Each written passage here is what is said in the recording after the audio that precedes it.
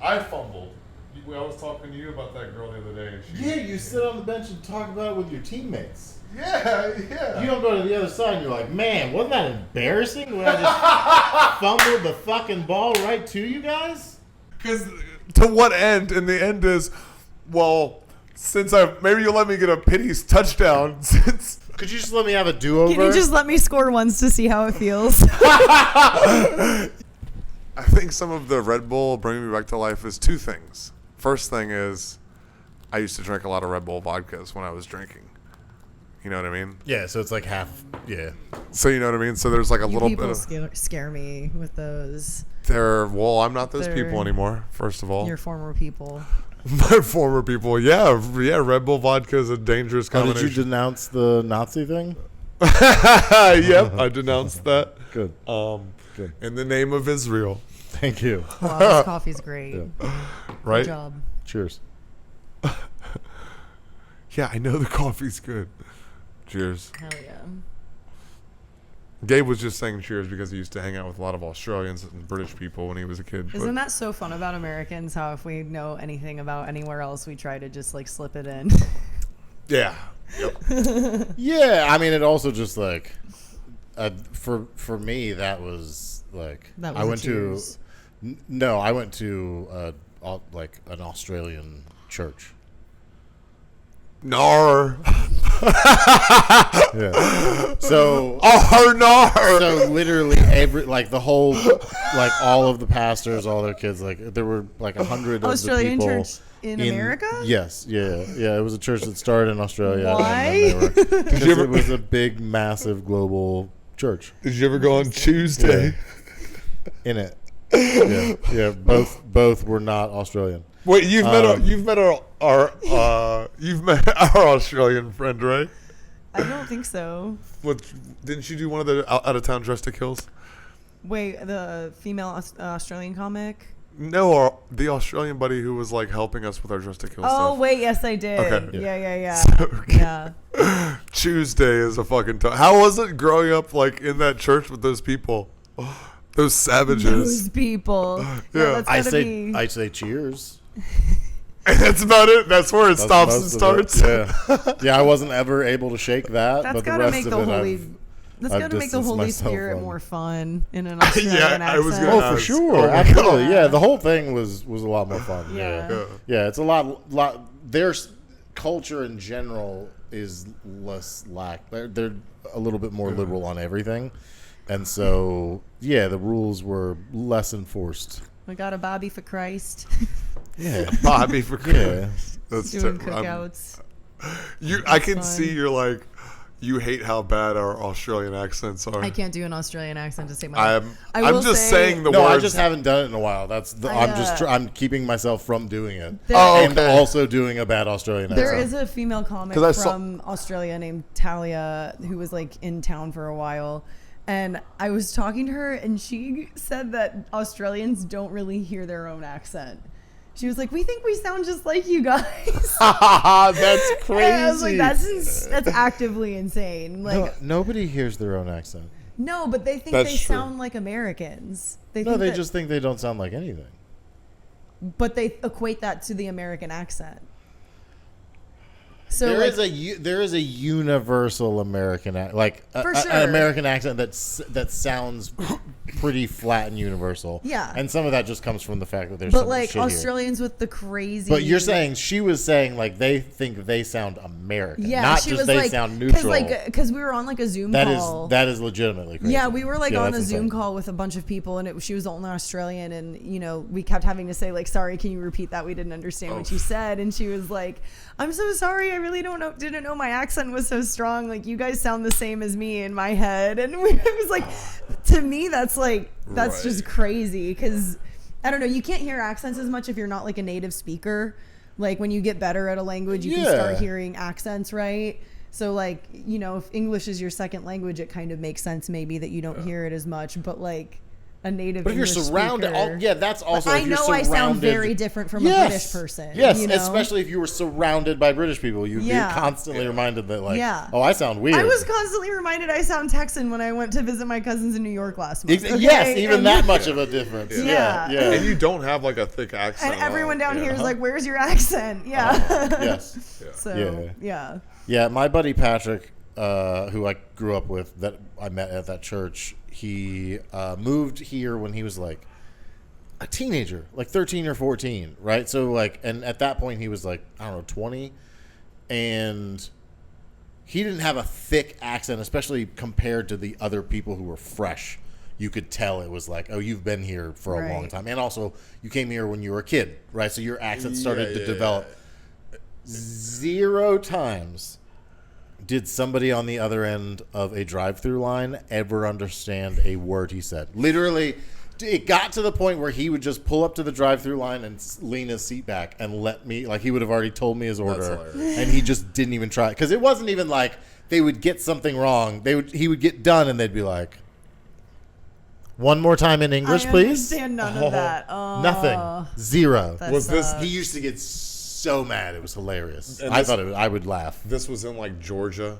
Oh, of course, yeah. It was all over the South. South Carolina, Georgia, Texas, all those places, Yeah. Like, Yeah, what'd for sure. you say, city boy? What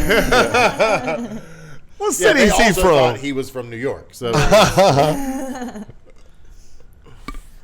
Man. Yeah, the coffee slurping. That's a good. no, I ASMR. clanked my microphone with the coffee cup. Oh, That's gonna well, be a that'll nice be fun. sharp audio spike. That'll be good. No, dude. Yeah, I bet the Holy Spirit in an Australian accent. Do they worship like the platypus? Because that'd be sick. Well, yeah. I wonder if the American accent's sounding more natural to them, to where they're like, I sound the same as you. I wonder if that comes from Australians consume more American pop culture than Americans consume That's what Australian pop culture. That's what Talia was saying. Yeah. Right? Yeah, just globally. Yeah, across the board, everybody's getting more American shit than we are getting of theirs. And that's why they think we're stupid, because like they get our stuff, they don't realize we're not getting theirs. You know. Well, and also the stuff of ours they're getting is mostly not great. Yeah. Yeah. Because that's also what goes viral now. Yes, exactly. Yes. They're like, America's what I've found on YouTube and TikTok. And it's like, that's not really great. That's true. You're right. Now the pop, because Everyone thinks we're insane. she's Yes. older. She's like our age group, right? Older. Define older. I'm I don't know, 30. like our Yeah. age. Well, our age group. We'll have no, but the age group that like grew up watching 80s movies and like Right. we're the last bastion of people who are like going to shopping malls and like, like pre-cell playing phone. outside and- Yeah, exactly. And like you watch TV with your family and stuff like that. Right. Now everybody's watching Instagram.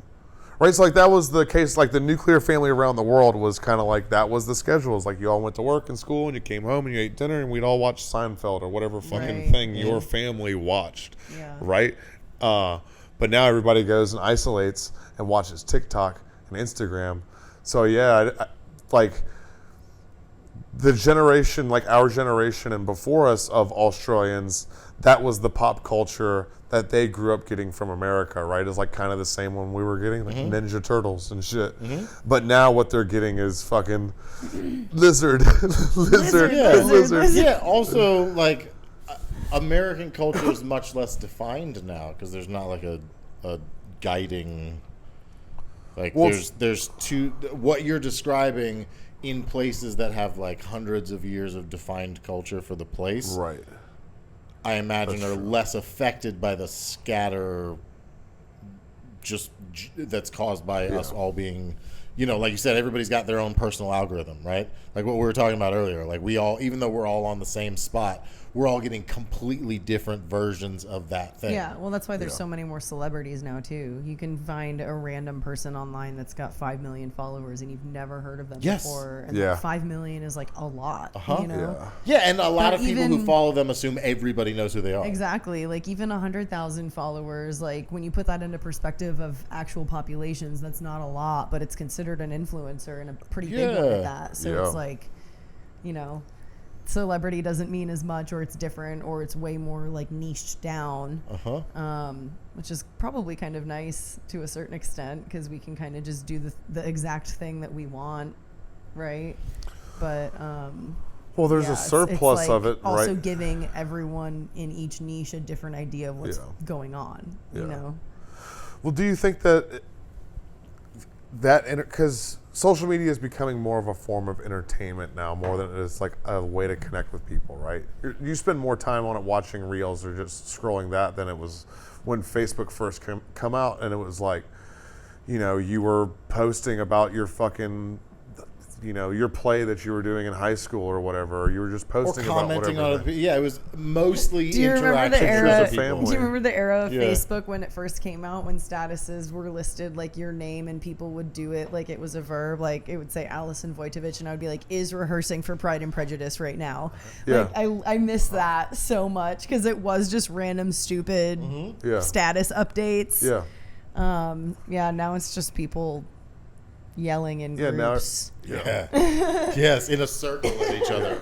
Yeah. Well, do you think that's going to dumb down the entire generation, or do you think that people are going to start to see that a lot of those people who are getting famous like that don't have actual talent, and that the fad will come back around and entertainment will swing back from our cell phones to movie theaters? And, you know, we're doing a House of Dragon watch party, you know, come over, we're watching Lord of the Rings tonight with all of our friends, you know. Do you think it can go back to that? Well, I think just the natural progression of humans, the generation that's like being born and like my kids' age, they're all growing up in a world where we also know how harmful that shit is. So they're being taught that as well. So Sure. I think naturally there's a next generation coming out that's like, Right. that will look at all of us like, why are you on your phone all the time? Right. Yeah, I do. Yeah. Yeah, that's why you have all those mental health issues, because they're aware of mental health and they're aware of all of the addictions that we have attached to the things that like happened in our lives.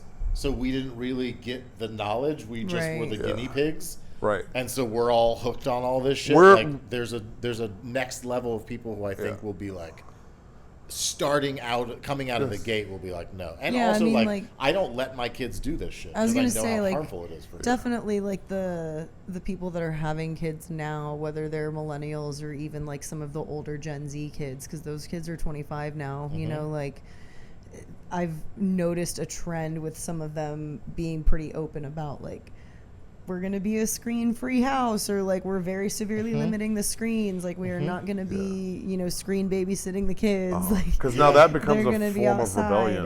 And, right? And like acknowledging again, like you said, that I think I have a lot of these mental health issues because I was a screen baby and I don't want that for my kids. And Yeah.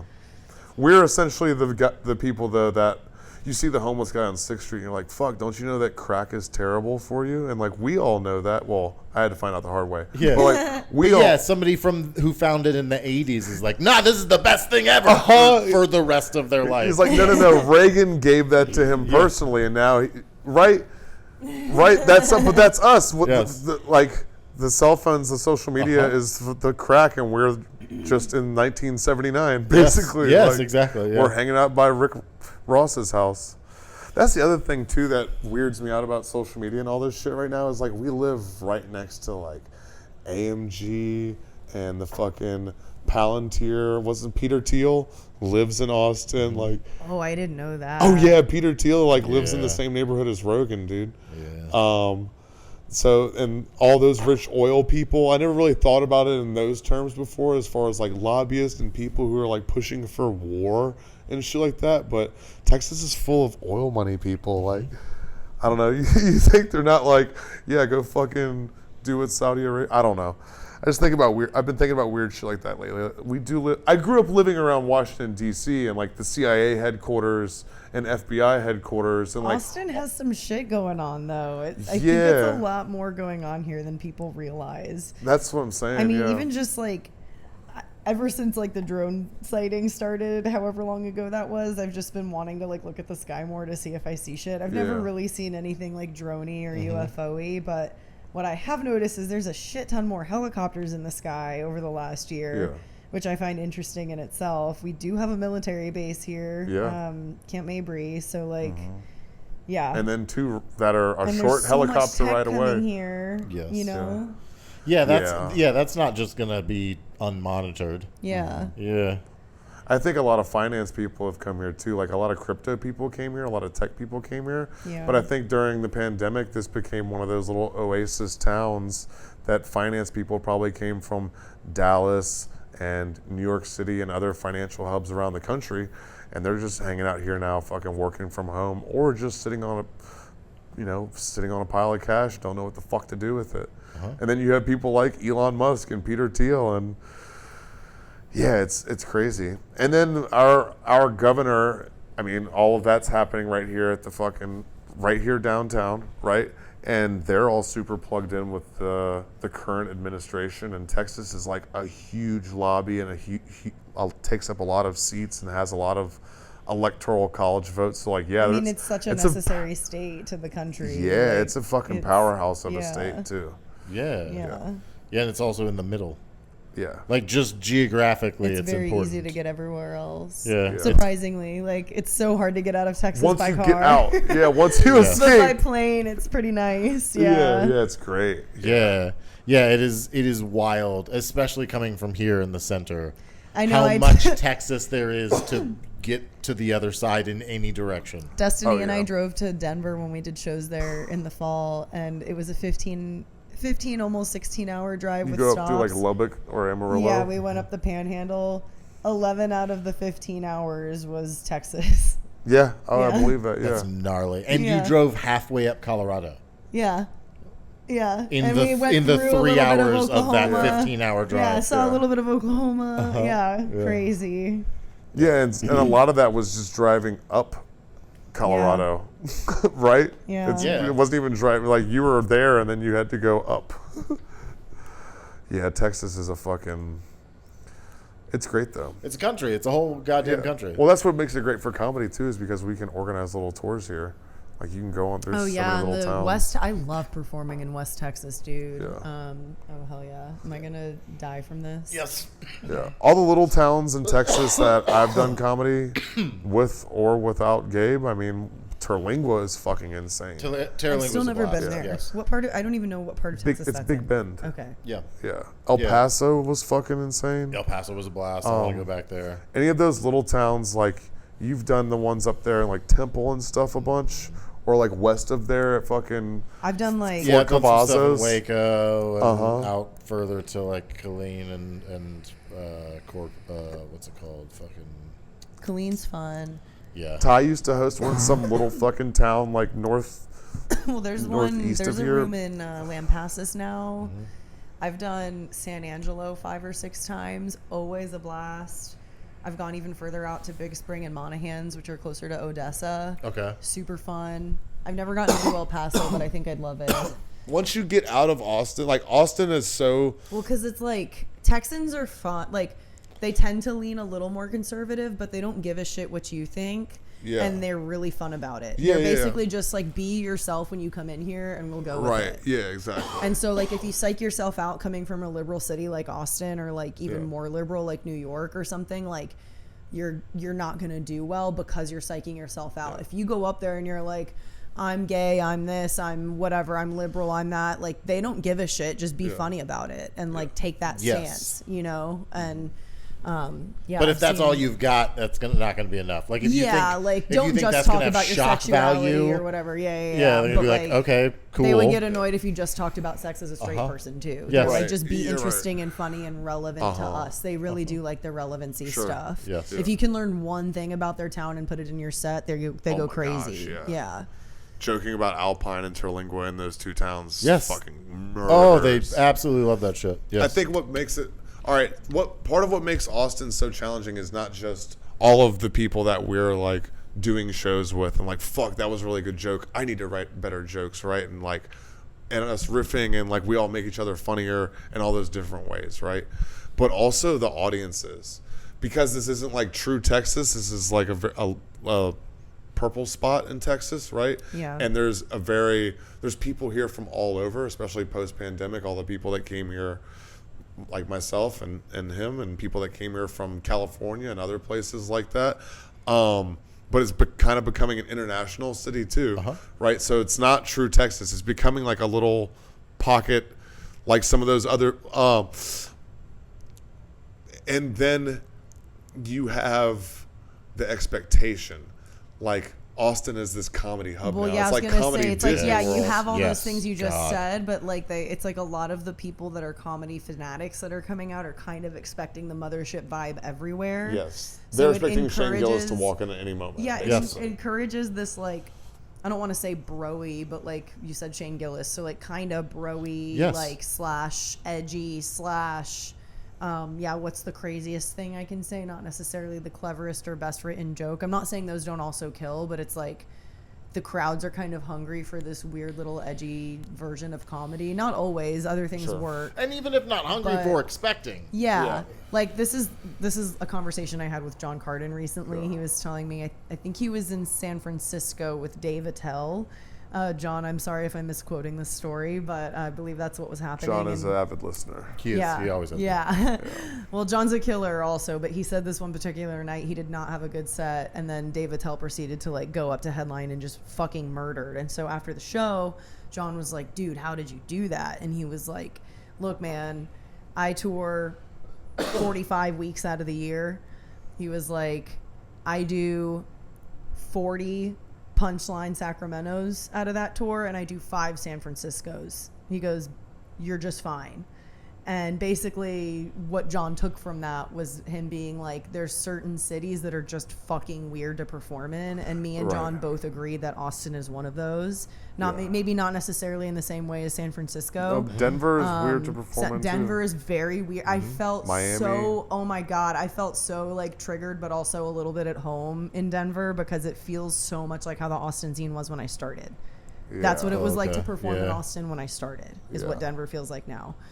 And I think only comedians are going to get that. I don't know how to say it other than that. Yeah. So it was just like a nice conversation to have with John, because I was telling him there's certain jokes that really do so fucking well for me. Like anytime I do them on the road, there's a whole 5 that I can't do in Austin at all because it's about hunting. And Yeah. it never works in Austin. I've gotten it to work one time. But it always is like one of my biggest pops on the road in any sort of town that has people that hunt. You Just know? any town that has anybody who hunts at all. Yeah. Yeah, and the way I test Or for like that, you know somebody I who have like does. a quip that I'll do about like, if you can't field dress a deer, you can't undress me, and I'll do Yeah. that, and that's Yeah. like my tester line to see if I could even maybe do Uh-huh. the Like, do you longer guys joke. even understand Yeah. that? Because if not, Yeah. you're not going to like the rest That's of a this. good, yeah, Yeah. that's smart. That But- was an interesting thing we talked about quite a bit when we did that run last year, because we hit 20 different cities over 5 weeks, something like that. Yeah, it was a lot.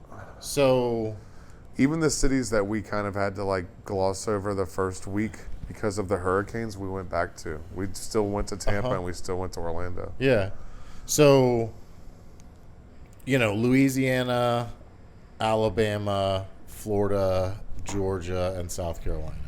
So like a pretty wide, obviously all the South, but a pretty wide range of different things. And like we were, other than, weekend here, going somewhere else, most of what all of us has done is Austin. And we were both regularly shocked when we would walk into a place where, like, if you walked into that same place with visually the same group of people in Austin, you're like, I know how much this is going to suck ass. Right. And then you would go up and destroy, and we're like, what And just they're buying happened? merch. They want to follow you. Yes. Yeah. Those people All go of harder them. for you. That's my It was favorite because crazy. they don't give a shit if you're famous. Like they just think No. that you're funny and they want to support you. Yeah. And they're like, let I me like give what you you're money, doing. let me follow you, let me see you next time you come to town. I've definitely made friends and just like gained followers in mostly the small rooms that I've done on the road. Mm-hmm. And they're always the people like, when are you coming back? Like always responding to stories and That's stuff. what I was trying to get to too with Austin. I was trying to name. I mean, Gillis, yeah, because there is that like aspect of the bro-y comics, right? But people are just spoiled here. People here that come to see comedy expect Mark Norman, Shane Gillis, who the fuck ever, insert famous comic name here, to walk out at any moment. And every time it's not one of those or somebody who just doesn't care and absolutely takes your attention. But there's a lot of people who I think go to comedy shows and are kind of like this in Austin. Right? Prove it. Prove it, right, exactly. They're spoiled. It's a little bit LA-ish in that sense. I chose to do this tonight instead, so you better be fucking good. Yeah. Because I'm not at the Diplo, right. Silent disco. The Diplo silent disco. Sorry, that took me a minute. It did. I saw a flyer earlier today and I was like, what was certainly too many words for the disco. The DSD. I know you like acronyms. I do. It's my whole thing. But yeah, what you two were both getting at, when you go to those smaller towns, when you leave Austin and you go to a place, now there's still those other cities, right? Like New York City is probably really difficult. I haven't done comedy there. Miami was fucking very hard. Yes. Chicago was challenging. Denver was challenging. Boulder, surprisingly fun and easy. But I'm sure San Francisco, Bay Area, LA, difficult. But when you go to those like small towns in between the big cities and some of those smaller cities, those people are so fucking appreciative that you're there. Oh yeah. They're like, thank you for coming. Like thanks for being here in Nowheresville, North Dakota. Yeah. Right?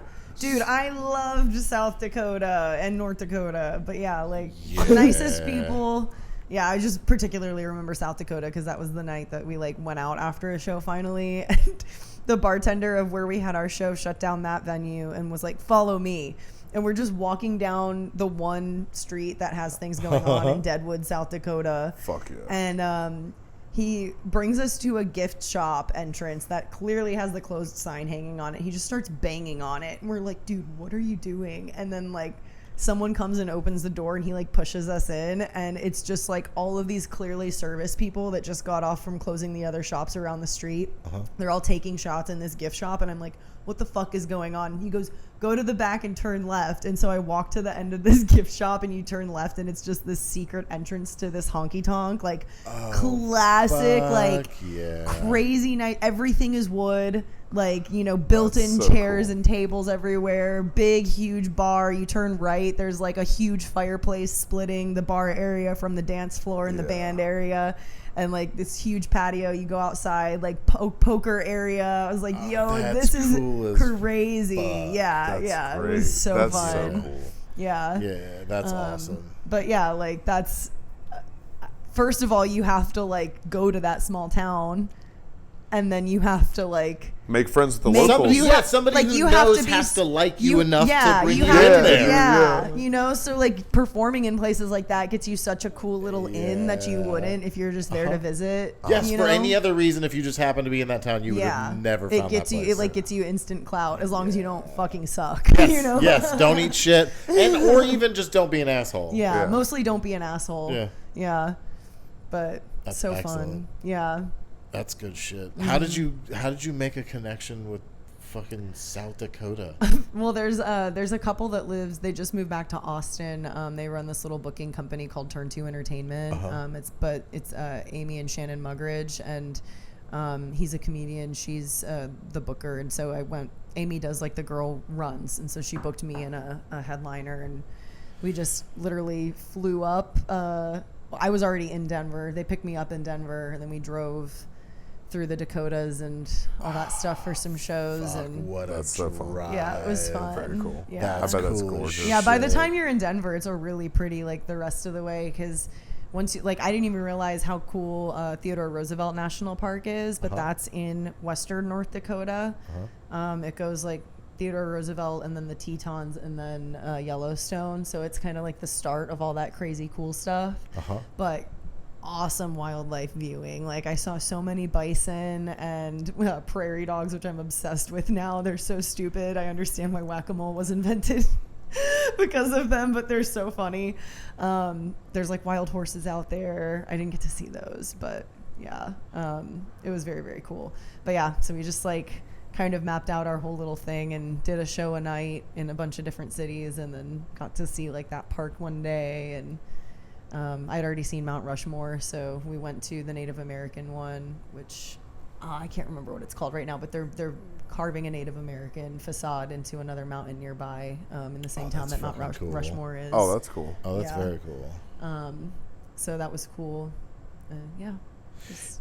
You know, that weird phenomenon where you have like a childhood memory that has always just existed as the memory from your childhood experience, and then you get to an age where that memory comes back up and you're like, there's no fucking way that's what happened. And you have to check with somebody who was already an adult when it happened. Right. So I had this memory that You're saying you didn't get molested? No, I made it all up. So I had this memory that I had prairie dogs in my bedroom. In a cage when I was like 10, right? Were they ferrets? So I asked my dad, Let him like tell the recently, story. like in the last 5 years, I was like, what is this wild memory? And then I find out that my dad has this friend who he grew up with who is like a real life Indiana Jones. Okay? So when I was like 9, I got to take actual fossilized dinosaur eggs to school as show and tell. That's cool.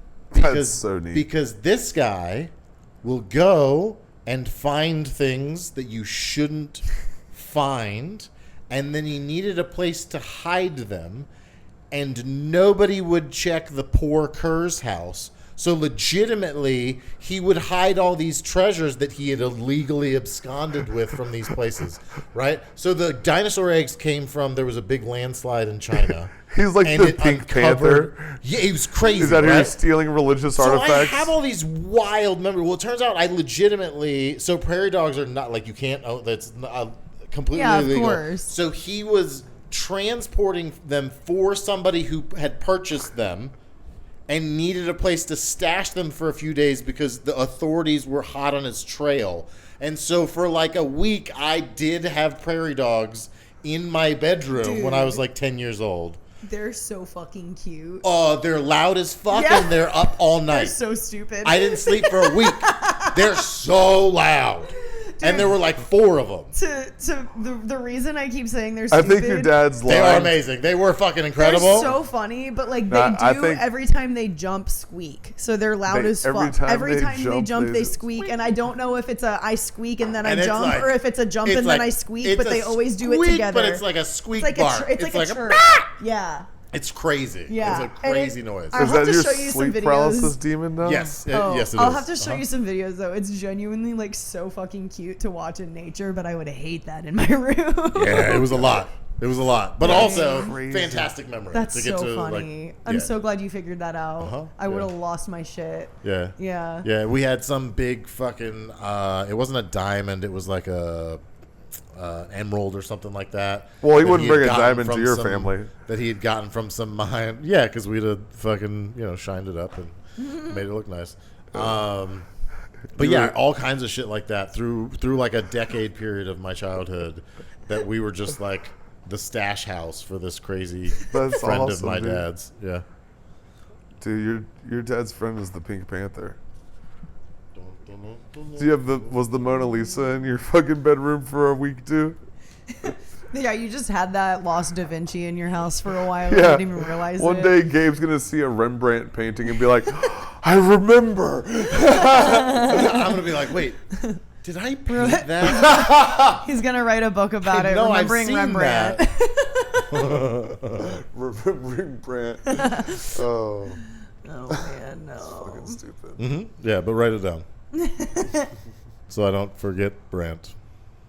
What time is it? You said we got till 8:30? It is 8:07. 8:08. It's right there. It changed as I said it. Sorry. Don't let me get to you, dude. Now I'm in your head. That's exactly where I want to be. Dude, this pen is making sure ain't shit in my head right now. Yes. It's all empty and I don't care, dude. Lights are on, but no one's home. That's one of my favorite things that a commentator says, like in all of sports. There's a couple of little like sports euphemisms that they make, but the lights are on, but no one's home is like. That was one of our man. codes in the sorority about like if a girl was clearly blackout, we'd always look at one another and say that. Yeah. Which was every night. Yeah, there was always Somebody, one. right? Like at least one. Oh yeah. Ooh. Yeah, okay. the theater Was it sorority. often the same one? Yeah, I mean there was a I gang. think Jenny might have a problem. Yeah. There was, oh my God, I never lived in the house. There was one night when I was at the house though, after it was bid night. So that's like when the new girls get their offer to be in the sorority and they're all excited. And so obviously every frat in West Campus throws a party. Hook 'em horns.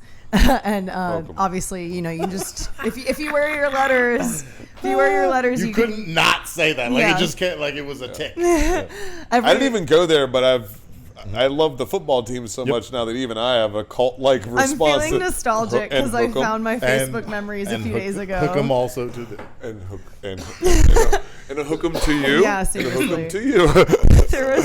There was this one bid day where I took one of the new recruits out and she was like kind of shy and didn't really want to go crazy. So I was like, perfect, I'm taking you. And so we were like done kind of early. And I say that because we got back to the house at maybe like 12:30 or 1 a.m. Early. And all of my friends were living in the house that year. So I'd left my shit in someone's room. You know, I make sure the recruit goes home.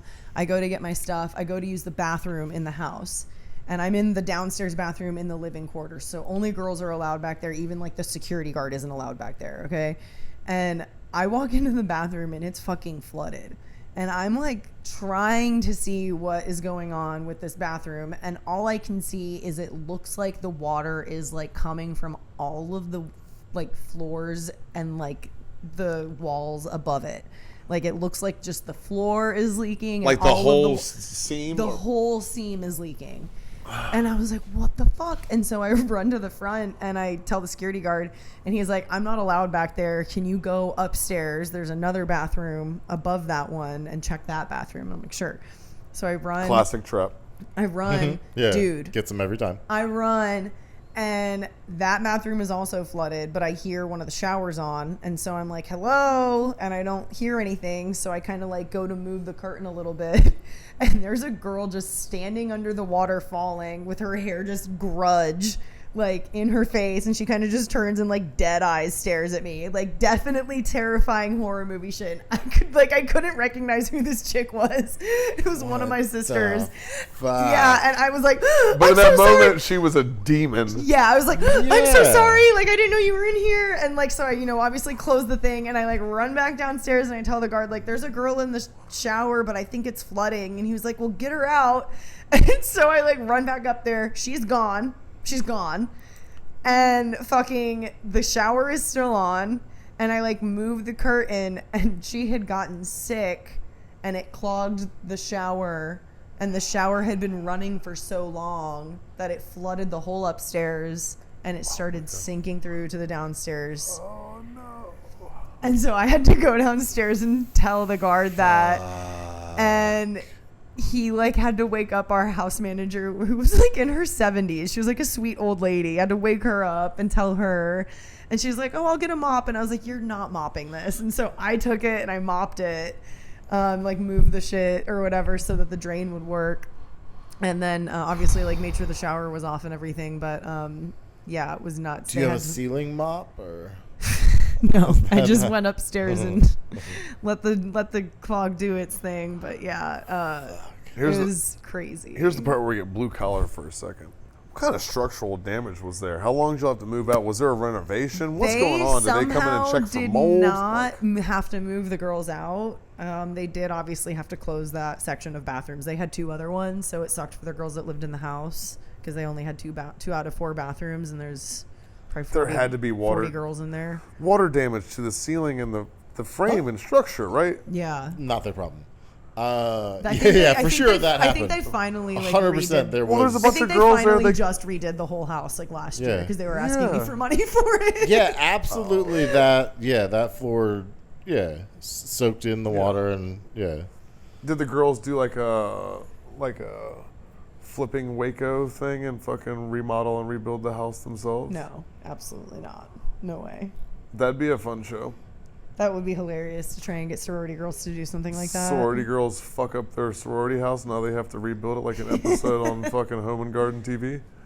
That'd be great. All right, I'm cutting this part out of the episode, obviously, because this is too good of an idea to let anybody steal it. I already wrote up the business plan for. I got ChatGPT on it. What do we call it? I got What do we ChatGPT call on it.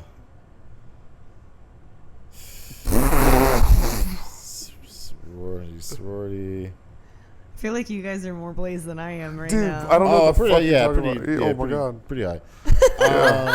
I feel like I'm winning the podcast right now. Yeah, absolutely.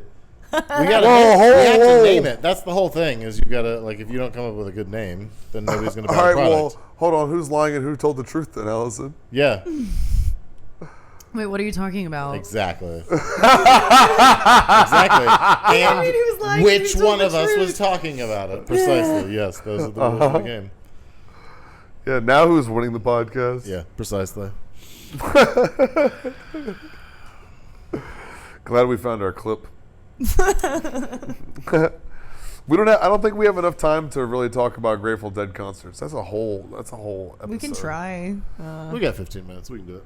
15 minutes? Yeah. I need 15 minutes myself. Probably not, though. There's a lot of times I write a Are you joke. tripping right now? You need 15 minutes to gather your... You're like, no, I'm going to need 15 minutes. And then we can talk about the Grateful Keep Dead. it together. Keep it together. Keep it together. Keep it together. Keep it together. They don't hate you.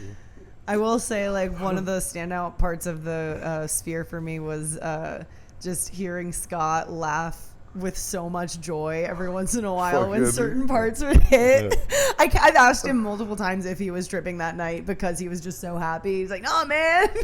No, yeah. Yeah. Dude, I was doing that on the ride over here. Yeah. I was listening to the... You just have your belly laughing, like, ha ha. You just get like so excited. It's like a Pavlovian catharsis. thing. Yeah, Yeah. but it's definitely Pavlovian because I've done so much LSD and listened to the Grateful Dead on it. When I hear the Grateful Dead now, my brain's like, we're tripping. And Yeah, then triggering and then can be a we'll- positive thing. Yeah. Well, also Yeah. in the It's sphere, definitely a triggering event. In It turns a sphere- part of your brain that's like, yeah. I mean, we know where we are. The visuals in the sphere also, like, I was very high, but I didn't drink. I didn't take anything else, Yeah. and I felt like I was tripping. Like I had to sit down for certain parts. Yeah. Also, the way it's shaped affects Yeah. you some like that's the way I've heard it described. Definitely as the lift It's off. meant to like, give you vertigo. the Yeah. parts that are like lifting off from a planet or something that like feel very spherical. I had to sit grab down. onto something. Yeah. Yeah. Dude, Yeah. all right. So the That's next night excellent. we went to the floor, and I had never done the floor. And, Oh, and yeah. it happens the same way. It like opens up and Right. you lift off. When that happens, when you're on the floor and it lifts off, the stage, because it's Does it lifting off move? and it's going so fast, the stage looks like it's falling, and it makes it feel like the whole floor that you're standing on is going. And you're like, Oh my god! it's dropping underneath you like a fucking. I would be Like you're at the fair, so you're like, oh no! I would Yes, be making someone hold me or like let me put my hand on their shoulders. You don't like- even. You want to go to the Sphere together next year? I wish someone would hold me too, Allison. Specifically when I'm at Grateful Dead concerts, I'm like, wow, I wish. And you're like, why is Scott laughing? It's to not cry. That's why I'm laughing. This is You're like, why- man, if I laugh loud enough, I can't hear the pain. legitimately one time with my friend group that I tripped with back home, Andy, Mike, and Eric. Andy asked Mike, man, why do you think Scott laughs like that, like laughs so hard? And Mike's like, it's from all the pain. And like, yeah, a little bit. Yeah, dude. Absolutely, yeah. But I know it comes from a place of like tripping all the time and like, I don't know. Have you ever been like deep heavy in a fucking mushroom or LSD trip and you're just like getting downloads from the universe or your inner self, whatever you want to call it, and like you're just like having an epiphany and like an enlightenment, right? And everything makes so much sense. Like you're like crying. It's just like a crying laughter feeling. I'm just so overcome with emotion. I'm like tears of joy and just laughing. Like that's all I can do. For sure. But definitely Grateful Dead, certain songs are just, it brings up certain memories, and it definitely sends me back to that like LSD. I'm sitting on the front porch with my friends again. Like I'm having one of those fucking crazy, memorable, spiritual, wild nights, you know? Yeah. It just takes me to a fucking place. No, that makes sense. Also, I imagine their shows are pretty nostalgic.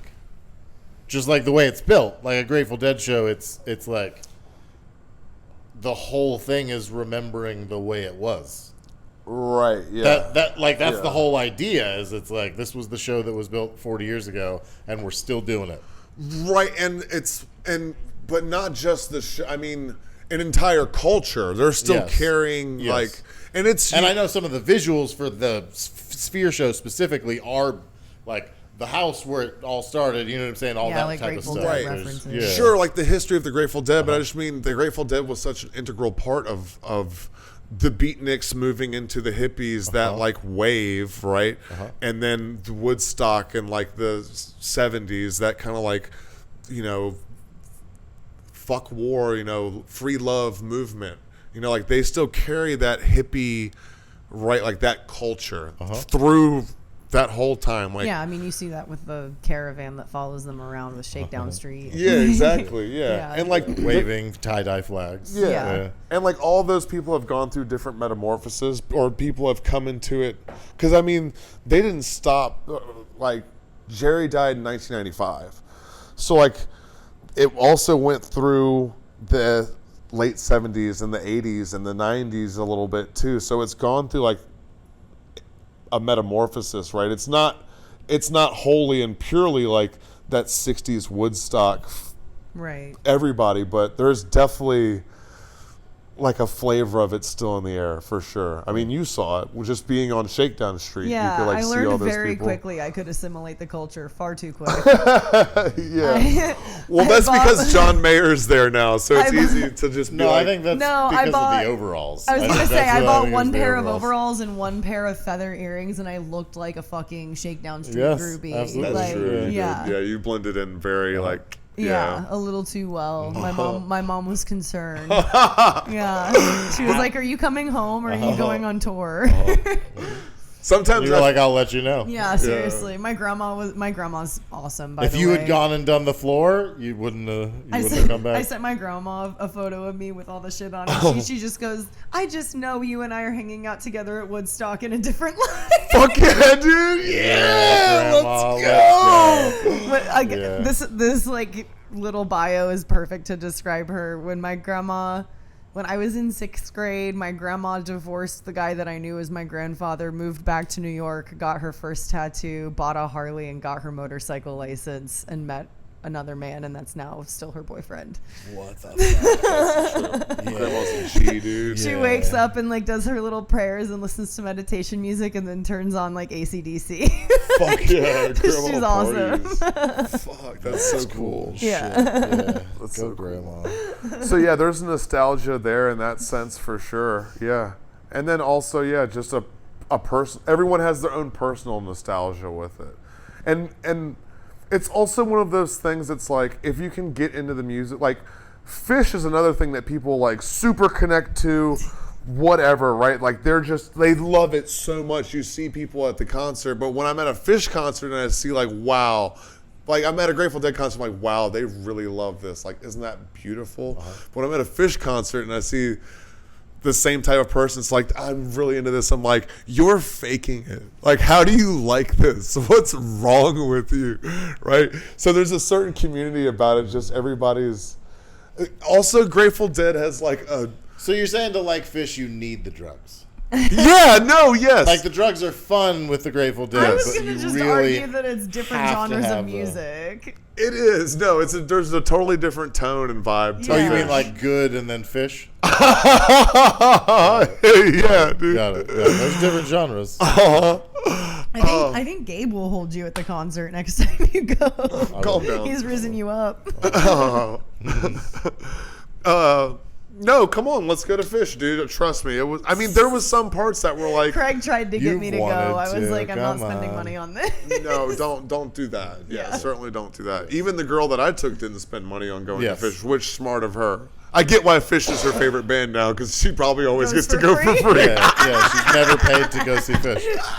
She's like, Fish is this amazing free band.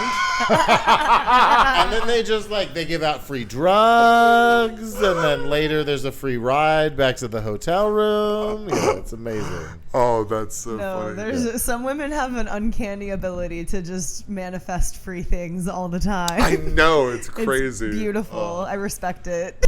Yeah. That's so funny. Yeah, but all right. So, but my first, the Grateful Dead live is also just a disclaimer. I know John Mayer isn't Jerry Garcia. I know that Dead and Company isn't the Grateful Dead, and I know that the shortened nickname version, The Dead, is not Dead and Company. What the fuck ever. But I'm gonna say those things in reference to John Mayer.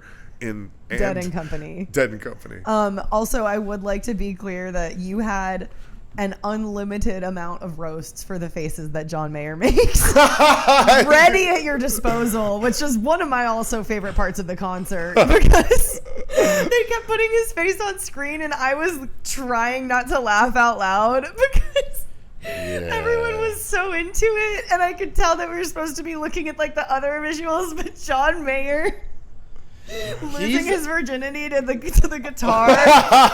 He looks like a retarded kid that just learned how to masturbate. That's what he looks like when he plays guitar. And always. Yeah. From the very beginning, He's he's always always done that. made weird, really disturbing faces when he sings and plays. Yeah. It's But he's exactly- he's pretty talented. Yes. Oh, he does a great job for sure. Yeah, I mean, Yeah. you can either produce that much talent or worry about what your face looks Yeah. like. Also, One of the two. there's a lot of singers who look goofy as shit when they sing if you pay attention to them. I remember when they did the Tony Bennett and Lady Gaga commercials for Christmas. Yeah. They have to film Lady Gaga from a certain way so you can't see one side of her mouth because she's making weird little side faces to push that noise out of her mouth. She's like, in order to get this super angelic noise out of my mouth, I have to fucking twist and contort my face in this way over here. You guys have seen singers do that, right? Oh yeah, I mean, I used to sing a little bit too, and that's definitely a thing. If you have any misalignment on how you speak too, it's very amplified when you're singing. But even I played cello growing up too. I was in orchestra for a lot of school, and I like how you said it I played cello because it growing was up. so dorky. Yeah. But I hated when they started making us submit videos, because the way they grade you in that is you have to submit an audio recording of you playing, and hopefully you hit all the notes and it sounds good, and they grade you accordingly. But Accordionly. nice. But I hated when we had to start doing videos. Because I realized that I never would blink and I just looked crazy. So I totally get it. You can't control what your face is doing, but it's also still very funny. Yeah, no, I mean, I get it. Sometimes when I play air guitar, I make stupid faces. So yeah. Yeah, some of it. I think some of it is what you're talking about. Where that's the way you learned how to push that note or that sound out. But I think it's also that any super talented, successful, artistic person is fucking weird. That's true too. That's fair. 100%. Yeah. And that's gonna come out in your face. Whether it's an sometimes. extremely talented musician or a very wealthy billionaire, whatever. Yep. Not that I've never heard of a not wealthy billionaire, but still, you guys, you get what I'm saying. Yeah. Yeah, they're usually fucking freaks. Yeah, they're weirdos. 100%. Yeah. I think it comes with the territory. Yeah, And I think that's just that's the expression that a truly talented person makes when they're making. We don't know what Picasso's face looked like when he was painting. You know what I'm saying? But I bet it was fucking. I bet we do though, because we see his paintings. That's what his face looked Yeah. like when he was painting. Well, here's the He thing. was painting on mirrors. as comics, we're probably more unconscious. Like, for him, that's probably kind of an unconscious thing. It just does it, right? But he's so focused on making sure his fingers... Yeah, the way his face looks. do this. Yeah, it doesn't matter. Yeah, time for that. Right? Yeah. You've zapped out all... I don't have time for all the other things, just these two fingers, right? So, as comics... we're very intentional about our facial expressions. It's part of the art. It's part of how we deliver and stuff. Right. Yeah. So I'm sure that we do something unconsciously too, that if a musician watched, he'd be like, that's fucking dumb. Why do you do that? Right. But John Mayer's faces are ridiculous, dude. There's no way I do anything that stupid on stage. I had a weird autistic hand thing that I did for a little while where I was just like moving my right hand for no reason. Yeah. And I had like 2 or 3 videos that I watched, and I was like, well, you're going to be thinking about that now. Aren't you? Yeah. You're not doing that anymore, but that's going to make something else weird happen because now you're Yeah. focusing on, like, don't do that weird arm-tism thing you have. Some of those become a little universal too, like the behind the back. The Shane Yep. Gillis behind I feel like Shane Gillis really popularized that. Or the lean recently- on the mic stand. There's a lot Bill of... Burr. Yeah. Yep. Yeah, I've noticed comics do the Shane Gillis thing, and then I've caught myself go to do it. Anytime I I've can caught watch myself go do that, I'm like, it. stop! I've caught myself doing it, and then I'm like, have I always done that, or am I just now aware because it's a Shane Gillis thing? Because it's also just comfortable to do that. Yes. Yeah, sometimes. It's a little bit. It's. I think that I do it because it was like a big no-no to cross your arms on stage in theater. And so they were like, if you can't make standing like this look normal, then just fucking somewhere like rest them a little bit behind you. Especially as we were mostly doing like period pieces, so it's more proper to stand like that anyway. Also, maybe as like a comedian and a speaker, and I'm gonna say some dirty things. Maybe what we're doing is subconscious, and this is like it's just ape shit. This is me trying to like, hey, I'm not intimidating. I don't mean you any danger. Like you can Or put I'm your hiding guard the down. shit behind my back before I throw it at you. yeah, exactly. But it's one of those things of like, you can let your guard down. I got my arm behind my back. I'm harmless, and now I'm going to say this really fucked up thing. Maybe. Like it's a disarming thing. Yeah. Like you disarm the audience subconsciously when you're doing that. I will say that, maybe this is definitely a better way to do it than I hate when people sigh on stage unless it's like intentional or they're aware about it. Like if someone gets on stage and they go, how's it going, everyone? You're right, That's like theater rule number 1. You fucking ruined the energy by doing that. Like you want to keep the tension up, especially if you're trying to get them to laugh. Like it's, to me, that's like such a newbie sign, or like a you're not aware of what you're doing sign. Especially when someone comes out to a high energy clapping crowd and then they go, especially to start, like, because there's a way I don't to mind use it if that they to do punch it to something yeah, up. like I've seen some people like that are more low energy come out and do something like that because they know they're low energy right after a crazy set and be like, to reset okay, the we're back room, on my we're on my level now. Like if that's Miles fine. comes out after Casey Rocket, Exactly. he's gonna do that. Yeah, right?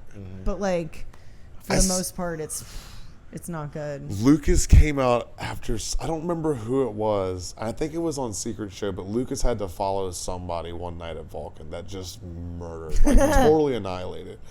And he came up on stage very slowly, took his time, and lit a cigarette and took a drag and blew it out. Yeah. And then went into, and like the reset from that, dude, That's when he so finally smart. spoke, it was like, and here's the other thing. He doesn't look like Doug Stanhope No. when he smokes. He looks very much like Lucas. Like, is he gay? Is he not? You know what I mean? When he's like, his mother taught him to smoke. Like, that's what he Right. looks like. Absolutely, yeah. But, bro, he Yeah, like, those are capris for sure. Yeah. it, like when Adam Ray did the Tony Hinchcliffe impression, it looked like Adam clearly never smoked a cigarette in his life, or the last time was behind a dumpster when he was 13. Yes. And he still chokes on one the same way. Uh-huh. And Lucas kind of did the same thing, and then just fucking murdered, dude. That's awesome. But yeah, that's definitely that can be a good tactic. If somebody's like really high energy before you and you're low energy, to come, dude, lighting the cigarette. Yeah. Like the fucking psychological thing you're doing to everybody when you're like, anybody who's ever smoked a cigarette, even just like a drunk cig or, you know, just a stress cig once every 3 months or once every 3 years knows that feeling, and like seeing that happen in front of you. It's when I can't watch Peaky Blinders because it takes me 2 hours to watch an episode because every time he lights one up, I'm like, now I want one, and I got to go outdoors to do it. And he smokes 13 cigarettes this fucking episode. Right? Every scene he walks in, he's like. So I've got some things to say, and that's probably a terrible British accent, but yeah. Oh, is that what I thought you were doing, Australian? No, you Arnar! Arnar Tuesday. Bro, when Pete said Arnar Tuesday. He said Tuesday. CHEWS day. I was like, bro, that's not the noise you make with those letters, my brother in Christ. Yep. Those British really fucked those Careful people saying up. that to Pete. What? He'll take you to heart. My brother in Christ. Well, no, he'll take you to church. Bro, last time, I hope Pete, if you're listening, I don't know if he watched the podcast. I fucking love you. But yeah, one of the last times he hit me up, he's like, how you been? And I'm like, I'm good, but Pete and I always have deep talks like you and I. So I was like, I'm dealing with X, Y, and Z. He's like, have you tried praying about it, mate? And I was like, I was this close to being like, Pete, you know what? I grew up going to the fucking church, dude. I know more than you. Shut up. Here, read this book on Freemasonry and talk to me afterwards. Like, come on, let's go oh, you want to do mushrooms, Pete? Let's really do mushrooms, dude. You ever listen to Tool, Pete? Huh? You ever been to Storm, Pete? Anyway. You want to do mushrooms and read the Gospels where Jesus fucking smashes little birds and then brings them back to life when he was a kid? Because those will fuck you up. Dude, skip to the part right before they crucify him and then fucking that's all you need to read. That's all the left out, all the books that they were like, no. That can't be in the Bible. Those are the best ones. Those are the fun ones. Yeah, where's that at? The Gnostic Gospels? Oh, it's delightful. Oh, yeah? Yeah, it's literally the stories of, like, the gap. The missing parts. Uh-huh. It's those stories, and it's like, imagine if a 9-year-old had all of the powers of the universe. And it's that, like, legitimately, like Jesus was like an evil little child with magic powers. And the stories are wild, and you're like, oh, I get why you were like, no, those can't be in there. Bury them in a cave somewhere, and then somebody found them, and you were like, God damn it! I thought we buried those in a cave, and you did. That's awesome. But my dad's friend fucking dug them out. So and stashed them at your house, and your dad was like, you guys got to hear about this. And that's how your family started a cult. Yes, exactly. Called Judaism. All right. Do you have anything to plug? Lady Titty Thursdays at the Creek in the Cave. Oh, we weren't talking. Nice. Yeah, well done. Oh no. That was God telling me no. Anything else? Yeah. Anything at all? Hey guys, we're doing Litty Titty at the Creek every other Thursday. Come down to Creek in the Cave with Allison Wojtowecz. It's not spelled like Wojtowecz. It's spelled like at all. Wojtowecz or some shit like a goddamn Polog. She can say it, I can't. Yeah. But come on down, see Allison at the Litty Titty Gong Show. You can get the fucking light. You can tell the comedian to get off stage. You have the power at the Litty Titty Gong Show. Which sounds irresponsible, and it is. It is. Yeah. Cool. I'd like that clip to advertise my show, please. Yeah, that's why I did it. Yep. Thanks. Yep. Everything I do is for you. All right. Let's. All right, down on one knee for the last part. Now I got to go to the gym. You guys planned this the whole time. Fuck.